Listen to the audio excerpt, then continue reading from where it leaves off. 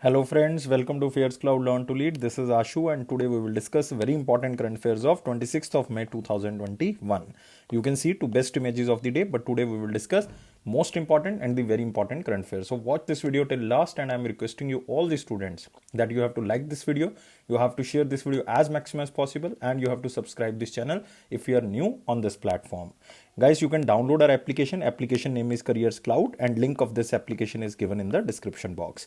And after downloading, you can log in with your email ID. After login, you have to click on this crack current affairs section and you can subscribe for 1 year as well as for 2 years. Both the subscription prices are very much low, but the most important thing that we are covering 90 to 95% current affairs which are coming in your exams. So this is the genuinity of AffairsCloud. This is the hard work of AffairsCloud team that this much of current affairs we are providing to you, and the value of these current affairs are very much.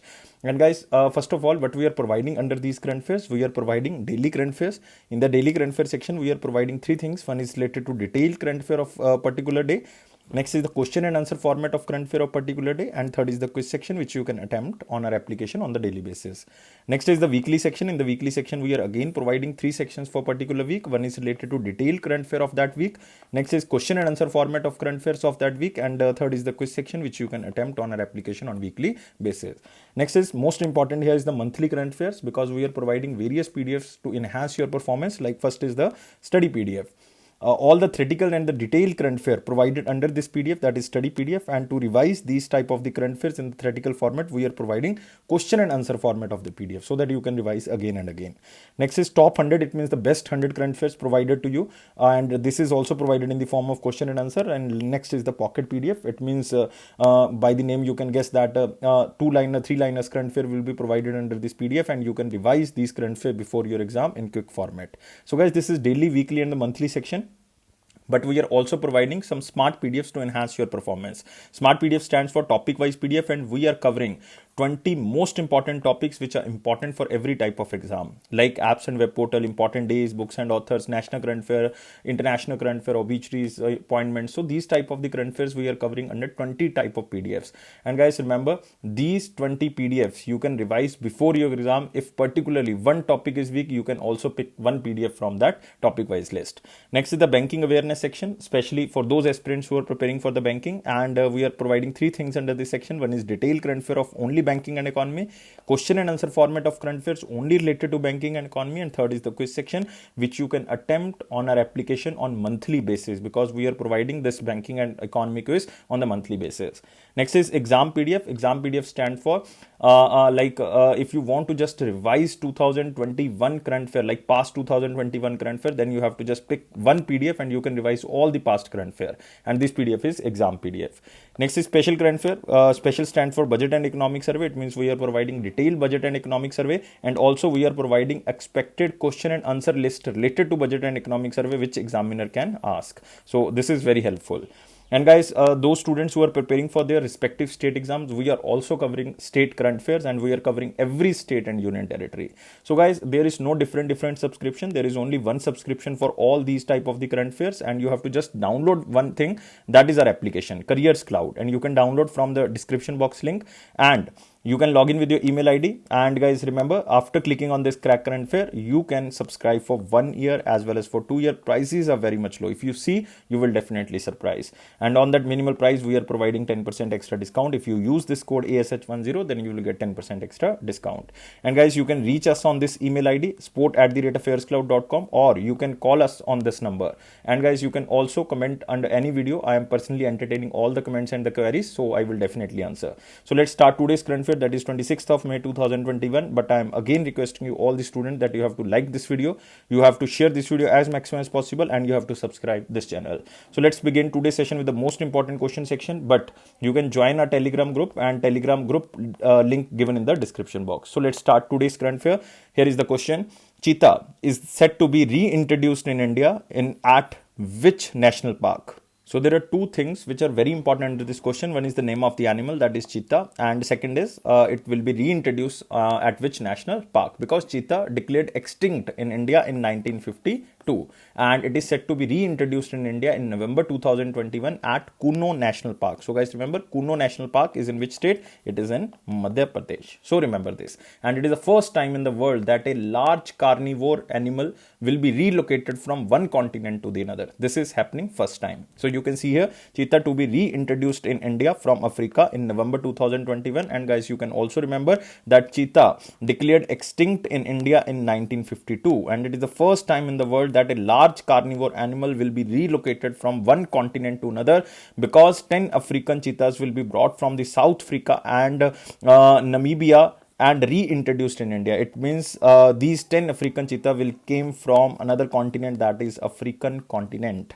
And budget of this 1400 lakh for 2021 fiscal budget under the Project Cheetah allocated. And this is allocated by Union Ministry of Environment, Forest and Climate Change. And guys, remember, National Tiger Conservation Authority will release money for the project to the Madhya Pradesh and the Wildlife Institute of India, to which is situated in the Dehradun, Uttarakhand. And India's last cheetah died in the Chhattisgarh in 1947. You can also remember, last cheetah died in India in Chhattisgarh in 1947 when India got independence. So even you can see here, the Supreme Court also welcomed this proposal to introduce African cheetah to a suitable habitat in India, and also Supreme Court formed a 3-member panel, and it was tasked with carrying out of a technical evaluation of all possible sites for the reintroduction of the cheetah in India. And experts from South Africa along with the experts in the Madhya Pradesh, out of which Kuno National Park was selected. So these are basically a panel by which this Kuno National Park was selected. And guys, remember, Kuno National Park is located in the Chambal region of the Madhya Pradesh and has a conductive environment for the cheetah. So remember 2 or 3 things under this question. One is the name of the animal, cheetah. Next is the national park. This is important, Kuno National Park. And third thing, it was extinct in 1952, and last cheetah was died in Chhattisgarh in 1947. And these cheetahs will come from African continent and the 2 countries like South Africa and the Namibia, and they are locating 10 African cheetahs. So these things are very, very important. And guys, remember, this all relocation will be come under Wildlife Institute of India, and it is autonomous institution of Ministry of Environment, Forest and the Climate Change, and its headquarters is in Dehradun. Dehradun is which state? It is in Uttarakhand. And guys, remember another national parks, because these are again very, very important, and I think all the students know these national parks locations. Nanda Devi National Park, very famous, it is in Uttarakhand. Nanda Devi, it is also one of the biosphere reserve. Nagarhole National Park, it is in Karnataka, very famous national park. Kanha National Park, again in Madhya Pradesh. Kanha Tiger Reserve, very famous. So guys, remember these national park also. Now we can move to the next question. From India, who was elected to the Badminton World Federation Council for the period of 4 years. So mark this question in the most important section, because we are talking about an international organization, Badminton World Federation, and under this organization council, one Indian was elected for a period of 4 years. So I am giving you a hint, like he's very famous politician, and he was recently elected as the Chief Minister of Assam. Recently elected as Chief Minister of Assam, and name of this person is Himant Biswa Sharma. So answer of this question is B. So he is currently the Badminton Association of India President. Remember, he is currently the President of Badminton Association of India, and also elected to the Badminton World Federation Council for a period of 4 years. It means from 2021 to 2025. And he is an Indian politician and the current Chief Minister of Assam. We already covered this point, and he is also the Vice President of Badminton Asia. And guys, remember about Badminton World Federation. Its headquarters is in Kuala Lumpur, Malaysia. Very famous question, and it was asked so many times. Kuala Lumpur. So remember, it is the capital of Malaysia, and it is situated in Malaysia. And this Badminton World Federation was established in 1934, but here is not important. You have to just remember the location of the Badminton World Federation. And who is the president of this, you can say, the association? You can see here the C option, like Paul Eric Hoyer. He is currently the president of this Badminton World Federation. You can also remember, that's why I basically covering this option under this point. So remember this. You can also see the picture of Himant Biswa Sharma, and remember, he is also the president of Badminton Association of India and also the Chief Minister of Assam. So 3 positions at a time. So very famous personality. So elected to Badminton World Federation Council. But guys, you can also remember other 2 options like Murli M. Natarajan. He was recently appointed as MD and CEO of DCB Bank. Remember, DCB Bank. And next person is Siddharth Logjam. Again, very important personality, Siddharth Logjam. And you have to remember, he was recently appointed as Director General of NADA, Director General of National Anti-Doping Agency. So remember, Siddharth Logjam. Now, under one question, you are again covered 4 type of the appointments. I am repeating all the options, like Siddharth Logjam, appointed as Director General of NADA.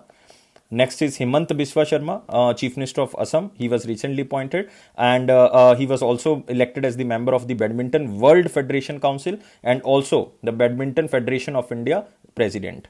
Next, Paul Eric Hoyer is currently the President of the Badminton World Federation, whose headquarters is in Kuala Lumpur, Malaysia. Murli M. Natarajan, recently appointed as MD and CEO of DCB Bank. So guys, remember this. Now we can move to the next question. Who was sworn in as the first female Prime Minister of Samoa or Samoa? So exact name is Samoa. So in some words it will be written as Samoa. So guys, remember, it is basically pronounced as a Samoa. So who was sworn in as the first female Prime Minister of Samoa? First of all, you have to remember, where is Samoa? So you can see here, Samoa is like in between Australia. You can see here the picture of Australia. Here is North America, and in between North America and Australia, sometimes close to Australia, it is Samoa. So these two islands are basically combination becomes the Samoa. And guys, remember, it is also close to New Zealand because Australia and New Zealand comes under the Oceania. And you can see this is a flight map basically. It goes from Australia. It also comes from the Asia, New Zealand, and the North America. So there are basically places which are connected with this island country that is known as Samoa. So who become the first female Prime Minister of Samoa? You can see here the picture, and you can also see here the answer. Fiam Naomi. My pronunciation can be wrong, but you have to just remember the name. Fiam Naomi. So you can see here, Fiam Naomi becomes the first female Prime Minister of Samoa. And what is the capital of Samoa? Capital is Apia, and currency is Samoan Tala or Tala. So you can remember, because pronunciation can be wrong here, Samoan Tala or Tala, and capital is Apia. And you can also remember, guys, other appointments. These are again very, very important, because you are here seeing first appointment, because this question will be asked 101%. First option is Ngozi Okonjo-Iweala. She was recently elected as first female Director General of World Trade Organization. 100% this question will come. 100%. Ngozi Okonjo-Iweala, first female Director General of World Trade Organization. Next is Kaja Kallas. This question is again very, very important. We covered this question so many times that she was recently elected first female Prime Minister of Estonia. First female Prime Minister of Estonia. And next is Guillermo Lasso. He was recently elected as the President of Ecuador. So guys, remember, President of Ecuador. So remember all the appointments, and most important here is the Fiam Naomi. And out of these 4 options, most important is Ngozi Okonjo-Iweala. And you can also remember that she belongs to which country? She belongs to Nigeria. Now we can move to next question. So all the most important questions are now covered. Now we are moving to the very important questions. You have to like this video, you have to share this video as maximum as possible, and you have to subscribe this channel if you're new on this platform. Guys, you can join our Telegram group from the description box link. And let's start very important question, and here is the first question. Who became the first Indian para shuttler to qualify for Tokyo Paralympics 2021? So the most important thing here, the name of the game, that is para shuttler. Para shuttler is a variant of badminton for athletes with a range of physical disabilities. And who became the first Indian to qualify for Tokyo Paralympics 2021? And answer of this question is both A and C. Parul Parmar and Palak Kohli, both elected, or you can say both qualified for the Tokyo Paralympics 2021. So answer of this question is Parul and Palak. So you have to remember PPPK, or you have to remember PP, Parul and Palak. So both, you can see here the picture, like you can see here the Palak, you can see here Parul, and they are the first Indian parashuttlers to qualify for the Tokyo Olympics. And Palak Kohli is ranked number 11 in the world, and she is becoming the youngest para-badminton player in the world to qualify for the Tokyo 2021 Paralympics. This is the most important thing under this question, that Palak Kohli, you can see here, this is Palak. and you by the picture you can guess that who is the youngest. So Palak is youngest and youngest para-badminton player in the world to qualify for Tokyo 2021 Paralympics.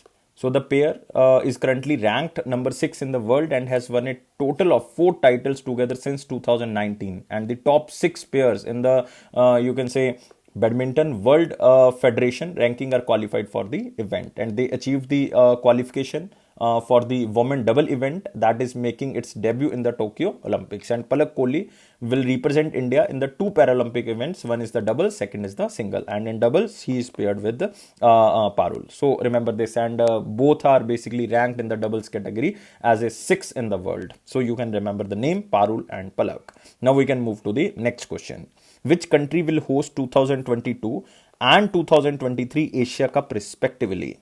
So why we are asking this question? Because Asia Cup was in news because in 2020, the 2021 edition of the Asia Cup has been postponed by the Asian Cricket Council to the year of 2023 due to COVID-19. So earlier there was edition of 2020 which was basically postponed to 2021. Now 2021 edition is basically postponed to 2023. Remember 2023.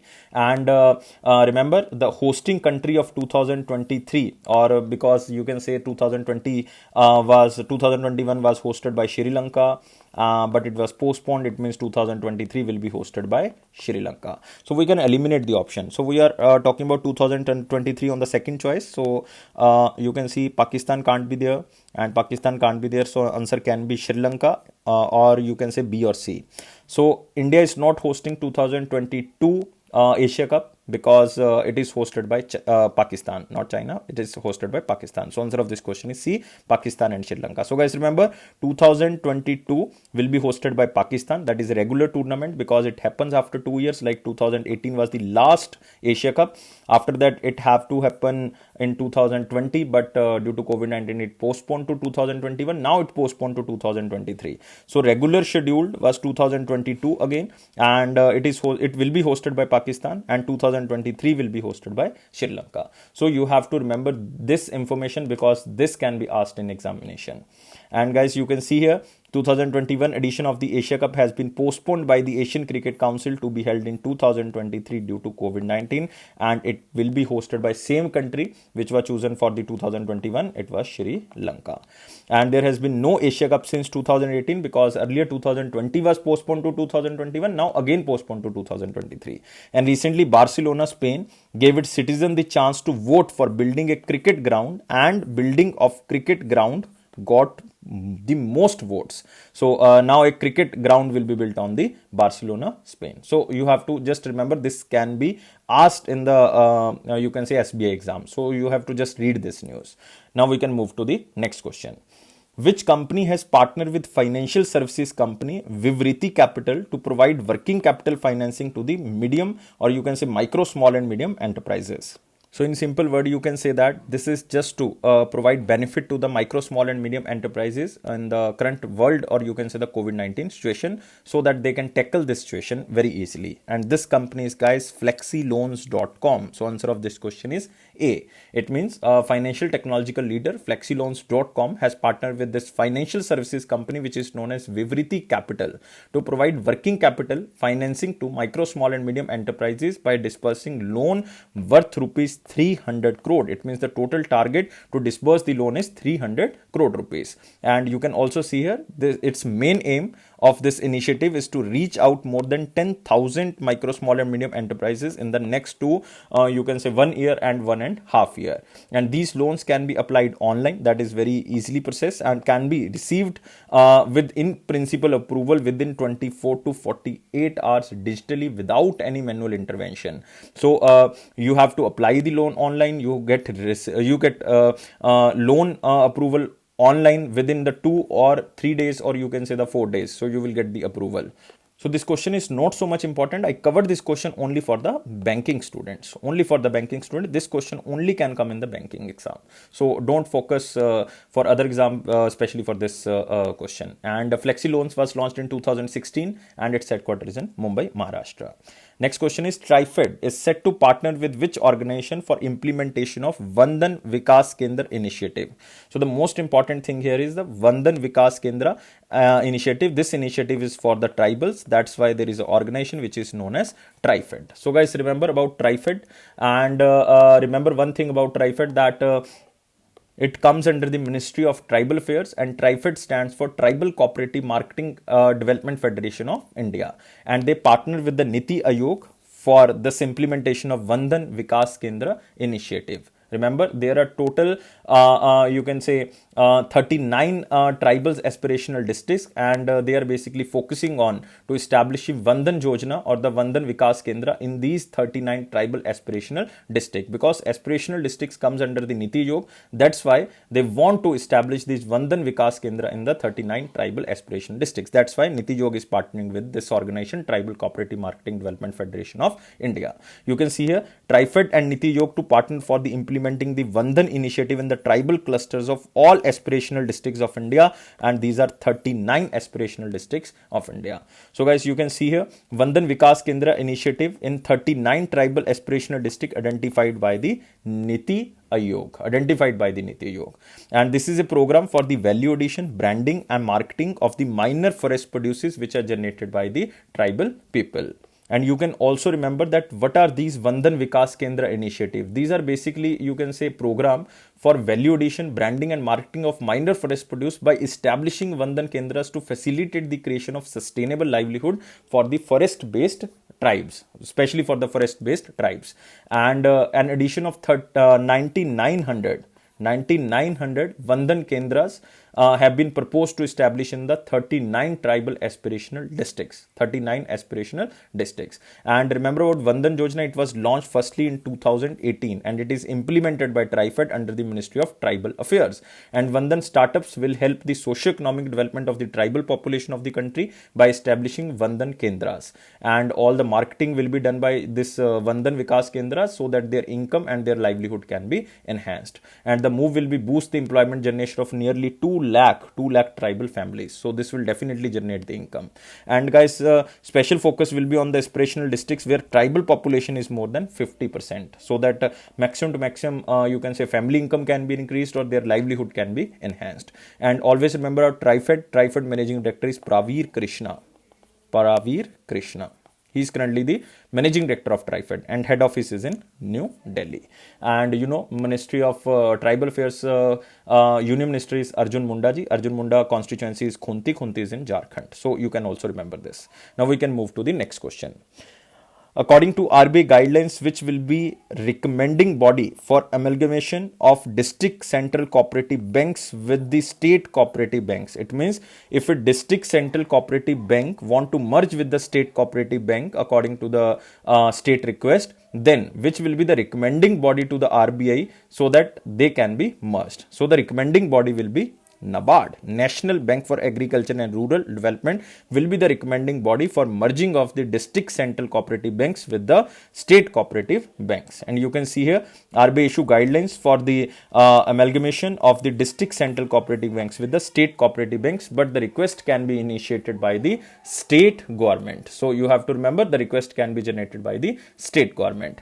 And you can also see here the scheme of amalgamation has to be approved by the requestee or the requisite majority of the stakeholders, and the proposal of the state government for amalgamation has to be examined and recommended by the National Bank for Agriculture and Rural Development. This was our question.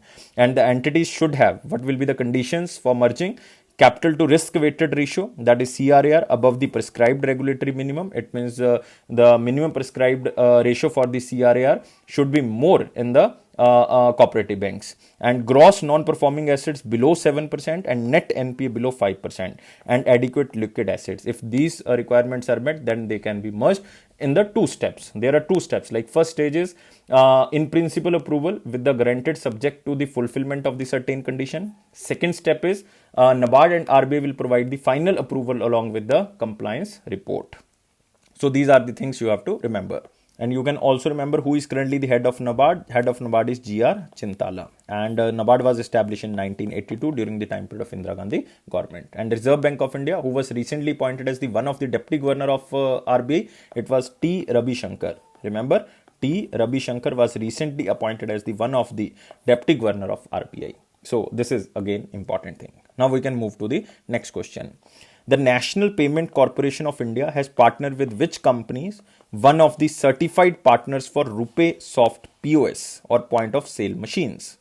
So again, this question is for the banking students. I am repeating the question. The National Payment Corporation of India, or you can say the NPCI, has partnered with which company as one of the certified partner for RuPay Soft POS? You have to just remember this. What is this RuPay Soft POS? And if you know, then you can answer very easily. So it was launched on the in March 2021. We covered this question in the very important section. It was launched in March 2021, and it is an initiative of NPCI or National Payment Corporation of India and SBI Payments. And they launched this RuPay Soft POS or point of sale machines to transform NFC enabled smartphones into the point of sale terminals for the merchants and retailers. It means they don't have to buy another point of sale machines, but they can convert their smartphones to the as a point of sale machine. So this will be started by the RuPay Soft POS with the help of the NPCI and the SBI Payments. So now SBI tied up or the partner with one company to certified partner for the RuPay Soft POS. It means the company which will basically you can say convert these smartphones or tablet to the POS terminal will be PayCore. So answer of this question is C. So under this partnership, NPCI has authorized PayCore solution for RuPay, which will enable smartphones and tablets to be used as POS terminals without any additional devices. So this will be the work of the PayCore. And you can see here, NPCI partnered with the PayCore to enable RuPay Soft POS solutions in India. So now all the smartphones and the tablets of the merchants can be converted into the smart point of sale machines, or you can say the soft point of sale machines. And using this soft POS, merchants can use their near field communication enabled smartphones as the point of sale machines to accept contactless payments. So it will definitely, you can say, boost the contactless payments in India. And PayCore Soft POS technology is also used by the Hitachi Payment and the SBI Payments. So remember this thing which I covered, but you have to mostly remember about the National Payment Corporation of India. Its MD and CEO is Dilip Asbe. And its headquarters is in Mumbai, Maharashtra. It was established in 2008. All the things we are covered which are written here. Now we can move to the next question. Which state approved 3 welfare schemes? One is known as the Lakshmi Bhandar.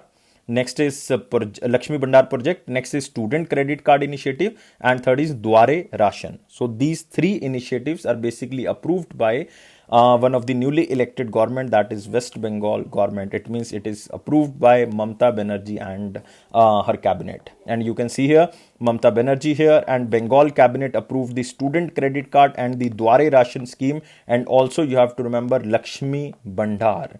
And one of the best scheme is the student credit card initiative, but we will discuss all of 3. Lakshmi Bhandar project is basically a providing basic income scheme for female heads of the state and is expected to benefit around 1.6 crore families. So again, this scheme is for the women empowerment so that their stake in the family can be increased. So what will be given by the state government to increase the livelihood of the female heads of the family? So under this initiative, 500 rupees per month will be provided to women if the woman belongs to general category, and 1000 rupees per month will be provided to women if she belongs to scheduled caste or the scheduled tribes. So remember, 500 rupees per month, especially for the West Bengal students I am covering this, 500 rupees per month for the general category and 1000 rupees per month for the scheduled caste and the scheduled tribe women.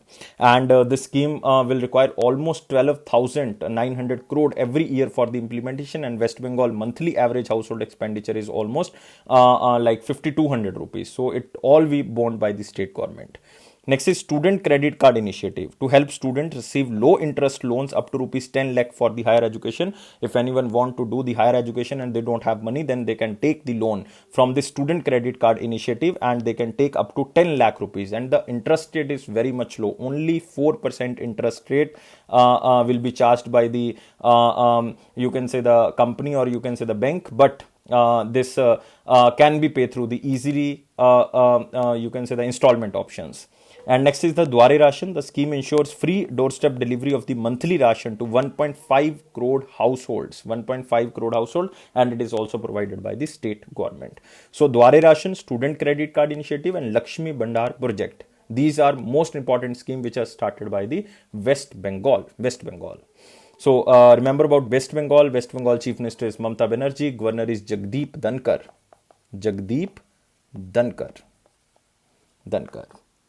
And you can also remember very important national parks in West Bengal, guys.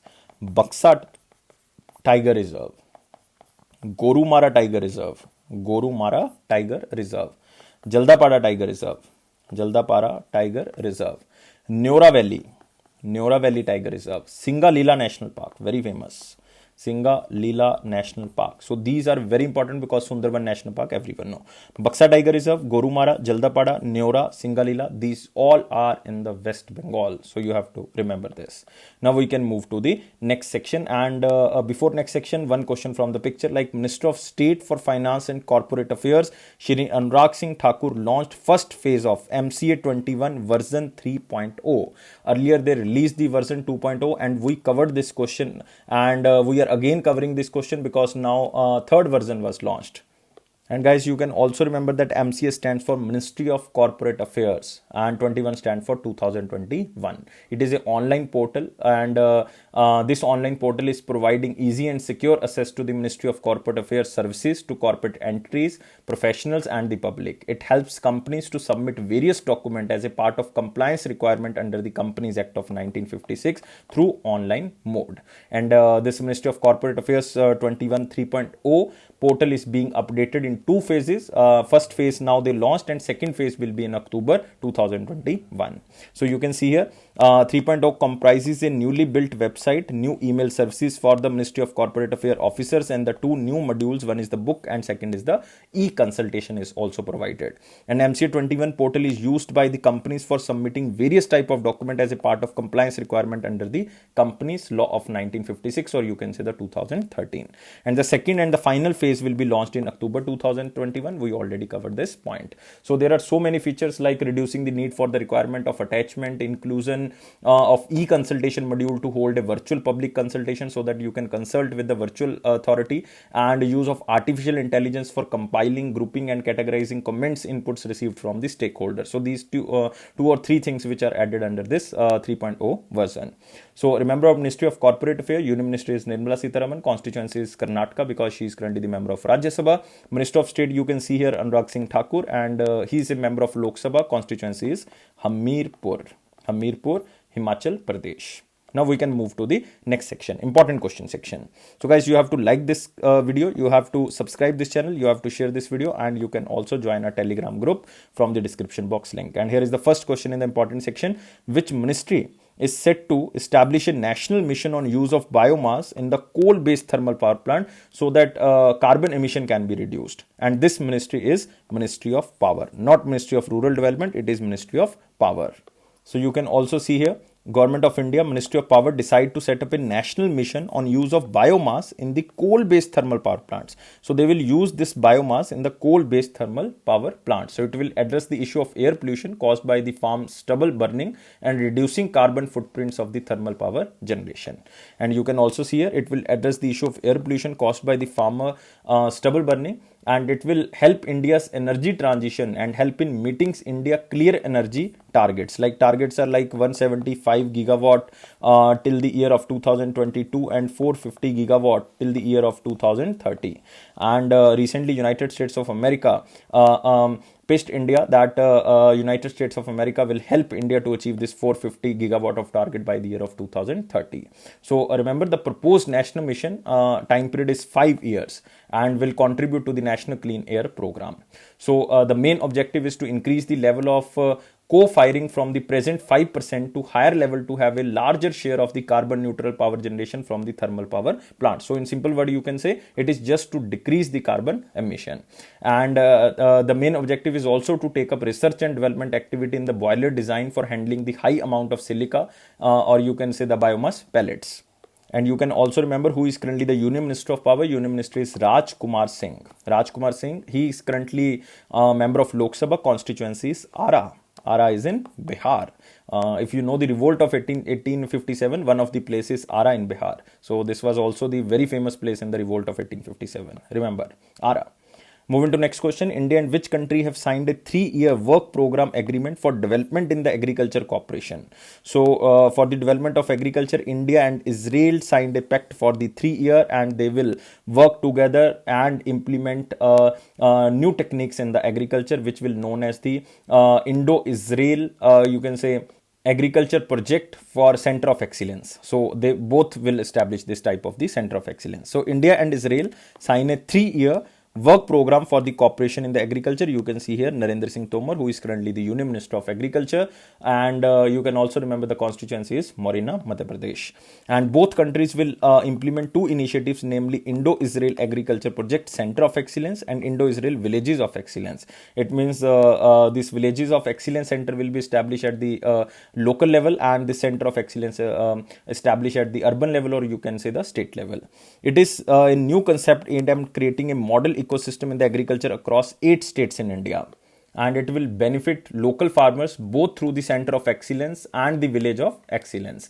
And guys, remember, this center of excellence will generate knowledge, demonstrate best practices, and the train farmers, and will focus on the modern agriculture infrastructure, capacity building, and the market linkage, so that farmers' income can be enhanced and their livelihood also can be enhanced. So it will focus on the modern agriculture infrastructure. So remember about Israel. Prime Minister is Benjamin Netanyahu, and capital is Jerusalem, and currency is Israel or Israeli shekel.